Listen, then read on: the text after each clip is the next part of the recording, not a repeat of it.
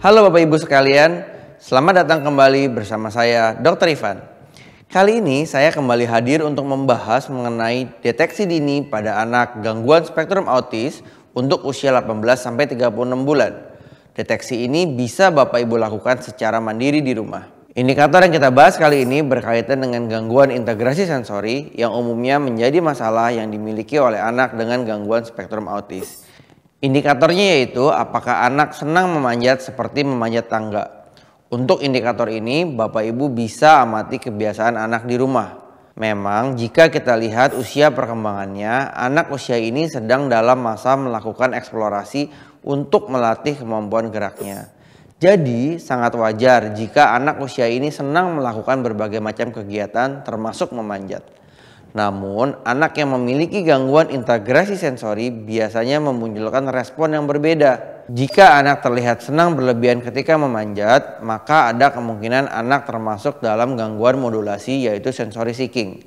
Sensory seeking adalah anak perlu mencari input sensori yang lebih intens untuk memenuhi kebutuhan geraknya yang tinggi. Biasanya anak tipe ini cenderung berani mengambil resiko, tidak memiliki rasa takut, dan tidak peduli terhadap keamanan dirinya sendiri. Anak sangat berani melakukan permainan dengan resiko tinggi seperti memanjat tangga, pohon, teralis, perabotan rumah, dan lain sebagainya.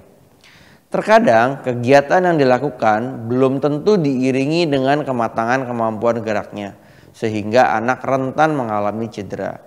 Berbeda lagi jika anak mengalami gangguan modulasi hipersensitif. Anak tipe ini cenderung menghindari berbagai macam jenis kegiatan yang dirasa membahayakan dirinya. Misalnya, anak memiliki tingkat sensitivitas yang tinggi terhadap ketinggian dan keseimbangan, sehingga mereka takut melakukan kegiatan yang perlu memanjat seperti ini. Untuk itu, Bapak Ibu bisa perhatikan jika anak senang memanjat.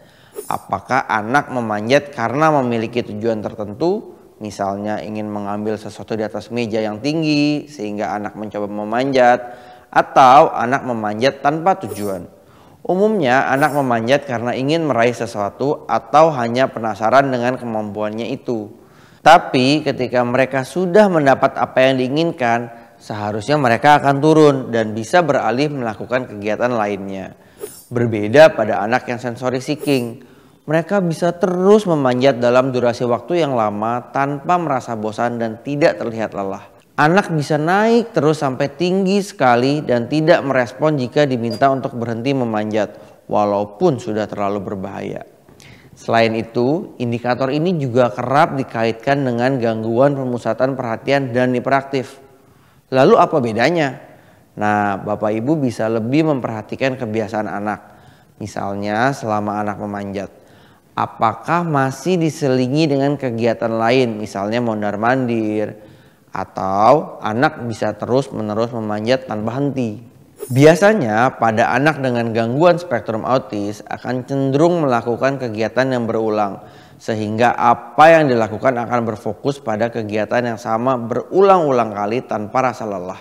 Berbeda dengan anak dengan gangguan pemusatan perhatian dan hiperaktif yang justru tidak akan melakukan kegiatan yang sama berulang kali karena sifatnya yang cepat bosan dan mudah teralihkan sehingga anak sulit fokus pada satu kegiatan dalam waktu yang lama.